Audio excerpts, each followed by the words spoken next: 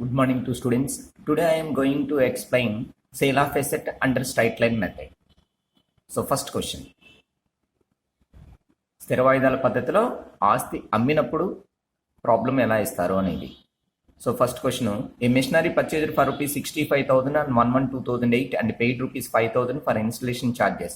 So ఈ purchase చేసిన value, కొనుగోలు చేసిన 65,000కి స్థాపన ఖర్చులు, ఇన్స్టలేషన్ ఎక్స్పెన్సెస్ 5,000 యాడ్ చేస్తే మనకి కాస్ట్ ఆఫ్ ఎసెట్ వస్తుంది 70,000. So provide depreciation at the rate of 10% per annum on straight line method. స్థిర వాయిదాల పద్ధతిపై సంవత్సరానికి 10% చొప్పున తరుగుదల ఏర్పాటు చేయాలి. The machine was sold on 31/8/2010 for rupees 45,000. So 31/8/2010 ఈ యంత్రాన్ని 45,000 రూపాయలకు అమ్మటం జరిగినది. Prepare machinery account assuming the books are closed on December 31st every year. So ఖాతా పుస్తకాలను ప్రతి సంవత్సరం December 31న ముగిస్తారు అనుకొని ప్రిపేర్ మిషనరీ అకౌంట్ అన్నాడు. యంత్రం ఖాతాను తయారు చేయను. First annual depreciation find out చేద్దాం. సో రేట్ ఆఫ్ డిప్రిసియేషన్ ఇచ్చాడు కాబట్టి క్వశ్చన్లో annual depreciation formula cost of asset into rate by 100. Cost అంటే ఇక్కడ 65 + 5,000 యాడ్ చేయాలి. 70,000 ఇంటూ 10/100 చేస్తే మనకి యాన్యువల్ డిప్రిసియేషన్ 7,000 వస్తుంది. So next machinery account, preparation of machinery account. Left hand side debit, right hand side credit. So debit side date particulars amount, అలానే credit side కూడా same columns date particulars amount. Purchase చేసిన date debit side తీసుకొని to cash account cost of asset తీసుకోవాలి. 1/1/2008 to cash account 70,000. Next the books are closed అని క్లారిటీగా మనకి December 31st ఇచ్చాడు. ఒకవేళ December 31st అని క్లారిటీగా మెన్షన్ చేయకపోయినా మనం December 31st తీసుకుంటాం. కానీ March 31st మాత్రం వాడు క్వశ్చన్లో క్లారిటీగా చెబితేనే March 31st డిప్రిసియేషన్కి తీసుకోవాలి, అదర్వైజ్ December 31st. కానీ ఈ క్వశ్చన్లో మనకి December 31st అని వాళ్ళే మెన్షన్ చేశారు కాబట్టి December 31st డిప్రిసియేషన్ తీసుకోవాలి. Except in the year of sale of the asset. So ఆస్తి అమ్మిన సంవత్సరంలో కాకుండా మిగిలిన సంవత్సరాల్లో December 31st తీసుకోవాలని మీనింగ్ అనమాట. So 31/12/2000 by depreciation account. Debit side ఉన్న పర్చేస్ డేట్ నుంచి అంటే 1/1/2008 పర్చేజ్ చేసాం. ఈ రోజు నుంచి 31/12/2008 వరకు ఫుల్ ఇయర్ కంప్లీట్ అయింది కాబట్టి మనం యాన్యువల్ డిప్రిసియేషన్ 7,000 తీసుకున్నాం. Next total. So debit side highest ఉంది కాబట్టి డెబిట్ అమౌంట్ 2 sets టోటల్గా తీసుకోవాలి 70,000. క్రెడిట్ సైడ్ ఆ 70,000 నుంచి డిప్రిసియేషన్ మైనస్ చేస్తే మనకి క్యారీడ్ డౌన్ వస్తుంది. Balance carried down 31/12/2008 by balance carried 63,000 వచ్చింది బై తేల్చిన నిల్వ. అది నెక్స్ట్ ఇయర్కి debit side 2 balance brought down 2 తెచ్చిన నిల్వగా వస్తుంది. సో 1/1/2009 2 బ్యాలెన్స్ బ్రాడ్ డౌన్ 2 తెచ్చిన నిల్వ 63,000. మళ్ళీ 2009 ఇయర్ ఎండింగ్ క్రెడిట్ సైడ్ తీసుకోవాలి. 31/12/2009 బై డిప్రిసియేషన్ అకౌంట్ 7,000. మళ్ళీ డెబిట్ సైడ్ ఉన్న బ్రాడ్ డౌన్ డేట్ నుంచి క్రెడిట్ సైడ్ ఉన్న brought down date full year complete అయింది కాబట్టి యాన్యువల్ డిప్రిసియేషన్ 7,000 తీసుకోవాలి. నెక్స్ట్ మళ్ళీ టోటల్. డెబిట్ సైడ్ హైయెస్ట్ ఉంది 63,000 2 sets టోటల్. దాంట్లో 7,000 మైనస్ చేస్తే మనకి 56,000 by balance carried down on 31/12/2009 వస్తుంది అనమాట బై తేల్చి నిల్వ. అది నెక్స్ట్ ఇయర్ థర్డ్ ఇయర్కి debit side 1/1/2010 2 balance brought down 56,000 అవుతుంది. నెక్స్ట్ ఇది మనకి సేల్ ఆఫ్ ఇయర్. సేల్ చేసిన ఇయర్లో మాత్రం December 31st డిప్రిసియేషన్ రాయకూడదు. సేల్ చేసిన డేట్నే డిప్రిసియేషన్ డేట్గా తీసుకోవాలి. సో 31/8/2010 బై డిప్రిసియేషన్ అకౌంట్ 4,667 వచ్చింది. ఈ అమౌంట్ ఎలా వచ్చింది మనకి? Annual depreciation 7,000 into debit side ఉన్న డేట్ నుంచి డెబిట్ సైడ్ ఉన్న బ్రాడ్ డౌన్ డేట్ తెచ్చి నిల్వ డేట్ నుంచి క్రెడిట్ సైడ్ డిప్రిసియేషన్ డేట్ మనం December 31st రాయకూడదు. ఇది sale of year. Sale of ఇయర్లో సేల్ చేసిన డేట్నే తీసుకోవాలి డిప్రిసియేషన్ డేట్గా. సో 31/8/2010 వరకు 1/1/2010 నుంచి 31/8/2010 వరకు ఈ 2 periods మధ్యలో కంప్లీట్ అయిన మంత్స్కే తీసుకోవాలి. సో 8 months కంప్లీట్ అయింది కాబట్టి యాన్యువల్ డిప్రిసియేషన్ 7,000 ఇంటూ 8/12 చేస్తే మనకి 4,667 వచ్చింది. సో నెక్స్ట్ అదే డేట్ మళ్ళీ credit side 31/8/2010 by cash account. Purchase చేసినప్పుడు 2 cash తీసుకోవాలి, సేల్ చేసినప్పుడు బై క్యాష్ అకౌంట్ అని తీసుకోవాలి. సేల్ చేసిన అమౌంట్ మనకి డౌట్ అక్కర్లేదు, క్వశ్చన్లో క్లారిటీగానే ఇస్తాడు. By cash account 45,000. నెక్స్ట్ మనకి ఇంటర్మీడియట్ లెవెల్లో ఒకే అసెట్ ఇస్తాడు, 2 assets ఇవ్వడు. సో ఒకే అసెట్ మనకి పబ్లిక్ ఎగ్జామ్ ఓరియంటెడ్గా ఒకే సెట్. టెక్స్ట్ బుక్లో మనకి ప్రాక్టీస్ కోసం 3 assets 2 assets ఇచ్చినా ఫైనల్ ఎగ్జామ్ పర్పస్కి మాత్రం సింగిల్ అసెట్ ఇస్తాడు. అది కంటిన్యూషన్ యూజ్ చేసుకోవటం కానీ లేదా మిడిల్ ఆఫ్ ది ఎక్కడైనా సరే సేల్ చేయటం కానీ. మనకి ఇక్కడ ఒకే అసెట్ ఉంది, ఆ అసెట్నే సేల్ చేసాం కాబట్టి ఇంకా సేల్ చేసిన తర్వాత profit and loss find out చేయాలి తప్ప క్యారీ డౌన్ బ్రాడ్ డౌన్ చేయకూడదు. సో మనకి సేల్ అయింది, బై క్యాష్ అకౌంట్ సేల్ చేసాం కాబట్టి ఇక ఎటు తక్కువ ఉంటే అటువైపు ప్రాఫిట్ అండ్ లాస్ అకౌంట్ రాసుకోవాలి. సో మనం క్రెడిట్ సైడ్ 2 ఐటమ్స్ ఉన్నాయి, ఆ 2 ఐటమ్స్ కలిపి చూసుకోవాలి మీరు total. Debit side 56,000, credit side 45,000 and 4,667 కలిపితే క్రెడిట్ సైడ్ 49,667, డెబిట్ సైడ్ 56,000 వచ్చింది. అంటే క్రెడిట్ సైడ్ తక్కువ ఉంది, credit side profit and loss account రాయాలి. సో ఫస్ట్ మనం టోటల్ చేద్దాం. 56,000 2 సైడ్స్ టోటల్. దాంట్లో నుంచి టోటల్ ఉన్న 56,000 నుంచి క్రెడిట్ సైడ్ ఉన్న 2 ఐటమ్స్ కలిపి 49,667 కలిపి మైనస్ చేసుకుంటే మనకి మళ్ళీ సేల్ చేసిన date credit side 31/8/2010 by profit and loss account 6,333 rupees వస్తుంది. Credit side profit and loss account ఉంటే మీనింగ్ లాస్ అని. So this is the machinery account. కంప్లీట్గా క్లోజ్ చేయాలి. నెక్స్ట్ సెకండ్ ప్రాబ్లం చూద్దాం. A second-hand machinery purchased for rupees 50,000 on 1/1/2011 and paid rupees 10,000 for repairs. Second hand machine కాబట్టి repairs అని ఉన్నాడు. అదే first new asset అయితే కనుక ఎస్టాబ్లిష్మెంట్ అని, ఎరెక్షన్ అని, ఇన్స్టలేషన్ ఛార్జెస్ అని ఇస్తారు. సెకండ్ హ్యాండ్కి అయితే మరి రిపేర్స్ అని, మెయింటెనెన్స్ అని ఇస్తారు అనమాట. ఈ రెండు యాడ్ చేయాలి. యాడ్ చేస్తే మనకి 50,000 అండ్ 10,000 యాడ్ చేస్తే కాస్ట్ ఆఫ్ అసెట్ అవుతుంది 60,000 అనమాట. Charge depreciation at the rate of 15% per annum on fixed instalment method. Straight line method అన్నా, ఫిక్స్డ్ ఇన్స్టాల్మెంట్ మెథడ్ అన్నా, కాస్ట్ ప్రైస్ మెథడ్ అన్నా ఒకటే meaning. Annual depreciation does not change in every year. So ప్రతి సంవత్సరం మనం తరుగుదల find out చేయక్కర్లా. ఒకసారి find out చేస్తే అది అన్ని సంవత్సరాలకి ఉపయోగించుకోవచ్చు. The machine was sold on 30/6/2013 for rupees 35,000. So ఈ యంత్రాన్ని 36/2013 35,000 రూపాయలకు అమ్మటం జరిగింది. Prepare machinery account. ఇక్కడ మనకి క్వశ్చన్లో the books were closed on అని మార్చ్ 31 అని ఇవ్వలేదు, డిసెంబర్ 31 అని ఇవ్వలేదు, కాబట్టి మనం డిసెంబర్ 31 ఫాలో అవ్వాలి. So annual depreciation cost of asset into rate by 100. Cost of asset మనకి 60,000 ఇంటూ 15% చేస్తే మనకి 9,000 వస్తుంది annual depreciation. So next machinery account. Second hand machinery అని పెట్టక్కర్లా, అది మనకి నేను పాత అసెట్ కొన్నానని హింట్ మాత్రమే, అంతేగాని మనకి మెషినరీ అకౌంట్లో ఓల్డ్ మెషినరీ, న్యూ మెషినరీ పెట్టలేదు. జస్ట్ మెషినరీ అని టైటిల్ పెడితే చాలు. So left hand side debit, right hand side credit, date particulars amount column debit side and same columns credit side. Purchase చేసిన date డెబిట్లో తీసుకోవాలి 1/1/2011. 2 cash account cost of asset 60,000. Credit side year ending 31/12/2011 by depreciation account. Debit side ఉన్న purchase date నుంచి credit side ఉన్న depreciation year ending date వరకు full year complete అయింది కాబట్టి annual depreciation 9,000 తీసుకున్నాం. Next total debit side highest ఉంది 60,000. 2 sides total తీసుకున్నాం. దాంట్లో నుంచి క్రెడిట్ సైడ్ ఉన్న డిప్రేషన్ 9,000 మైనస్ చేస్తే మనకి 51,000 బై బ్యాలెన్స్ క్యారీడ్ డౌన్ వచ్చింది, బై తేల్చిన నిల్వ. ఇది నెక్స్ట్ ఇయర్కి debit side 2 balance brought down 2 తెచ్చిన నిల్వగా వస్తుంది. 1/1/2012 2 బ్యాలెన్స్ బ్రాడ్ డౌన్ 51,000. మళ్ళీ సెకండ్ ఇయర్లో credit side 31/12/2012 by depreciation account 9,000. So డెబిట్లో ఉన్న బ్రాడ్ డౌన్ డేట్ 1/1/2012 నుంచి క్రెడిట్ సైడ్ ఉన్న డిప్రేషన్ డేట్ ఇయర్ ఎండింగ్ 31/12/2012 వరకు ఫుల్ ఇయర్ కంప్లీట్ అయింది కాబట్టి యాన్యువల్ డిప్రేషన్ 9,000 తీసుకోవాలి. Next total 51,000 2 sides.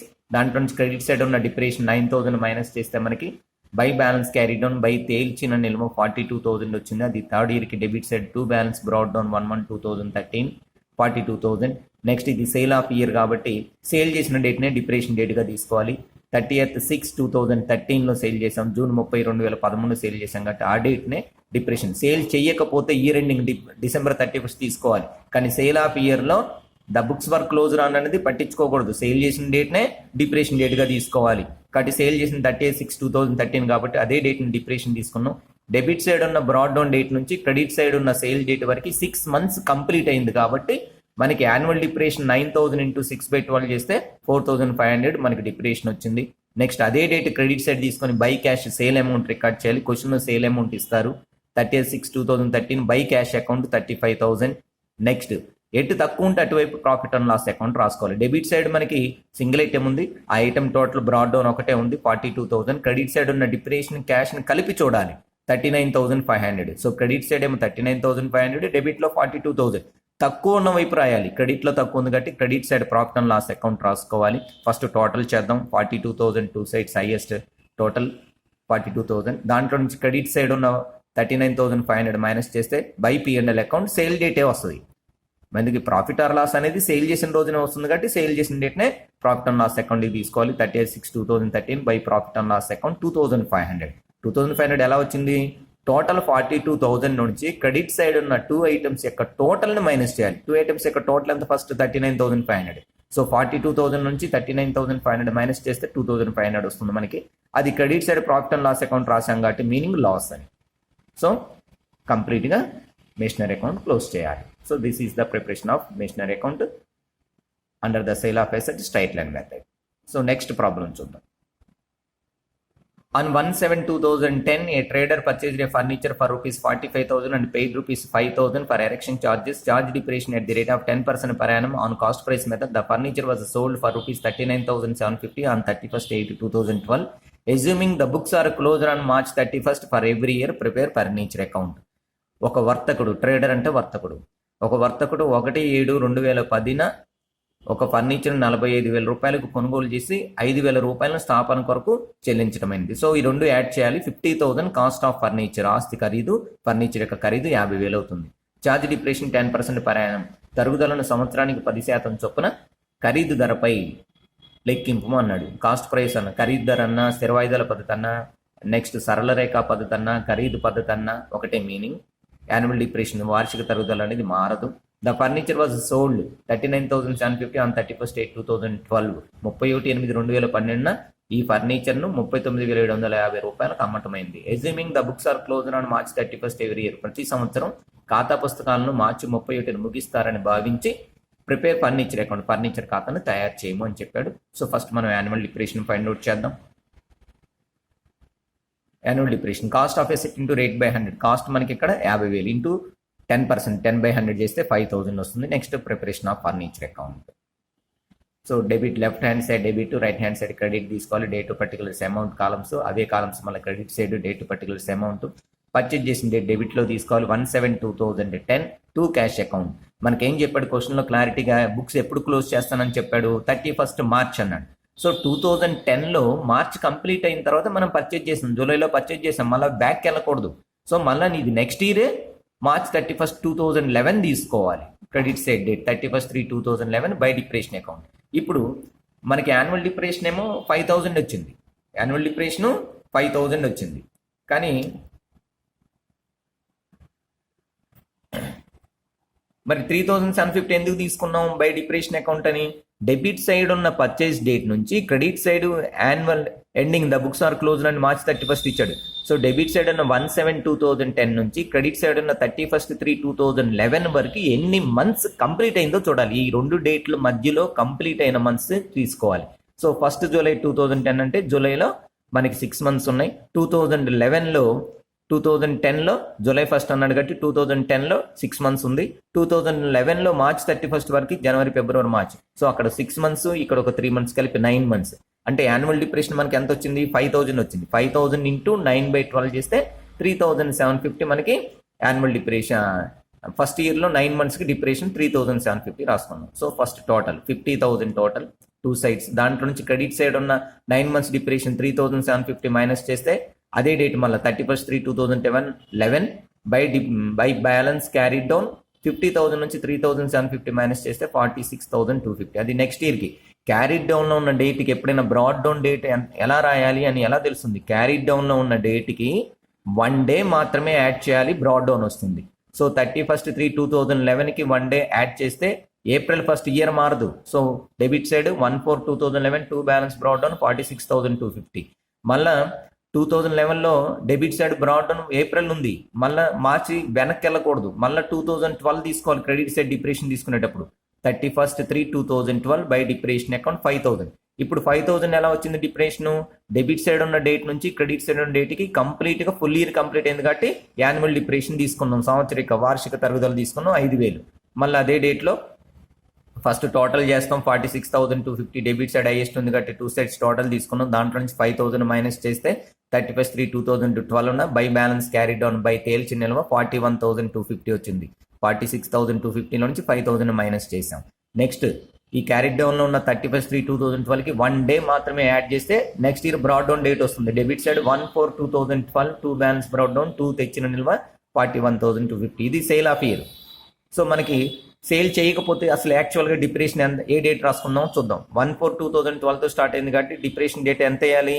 31/3/2013 వేయాలి. కానీ 13 లోపులోనే మనం సేల్ చేసాం కాబట్టి 31/3/2013 లోపులోనే సేల్ చేసాం కాబట్టి ఆ సేల్ చేసిన డేట్నే డిప్రేషన్గా తీసుకున్నాం. 31/8/2012 అయింది.